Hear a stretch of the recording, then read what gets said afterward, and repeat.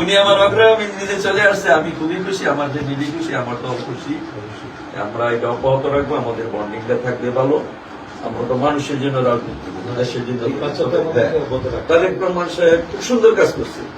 আমিরে জামাতের পাশ করার পরে চলে গেল ওনার বাসায়, যে এনসিপি নাইক সাহেবের বাসায় গেল, খুবই মানুষ অ্যাপ্রিসিয়েট করছে। এটা খুব ভালো একটা উদ্যোগ নিয়েছে, এটা অব্যাহত থাকুক আমরা চাই।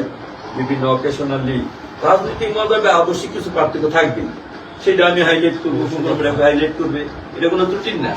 আমাকে বলবে এইভাবে গেলে ভালো হয়, এইভাবে গেলে ভালো হয়, এটা বলবো এটা রাজনীতিতে থাকবে।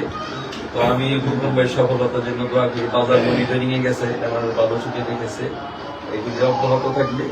আর সব ফুকন ভাই সব পারবে না, আমাদের সহযোগিতা লাগবে, আমাদেরও করতে হবে। যে যে এলাকার লিডারশিপে আছে তারও এলাকা সে মনিটরিং করুক, দেখুন।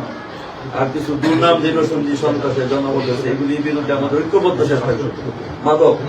মাদক এবং সন্ত্রাসীর একটা সাথে একটা দিকে আমরা ইনশাআল্লাহ উদ্যোগ নিয়েছেন, আগে উদ্যোগ নিয়েছেন, প্রধানমন্ত্রী হওয়ার আগেই তিনি রাষ্ট্রের ক্ষমতা আসার আগেই পদক্ষেপ নিয়েছেন যে এই বিষয়ে জিরো টলারেন্স, যে দলের বিরুদ্ধে অংশ নিয়ে অনেকে বিরুদ্ধে অ্যাকশন হিসেবে জানেন, অনেকে দল থেকে বহিষ্কার করা হয়েছে। তো ওই ফুকন বইয়ের অবগতি এবং সকল স্থানীয় লিডার যারা আছে একটা ওই ইনফরমেশন আমি দেই, এটা হলো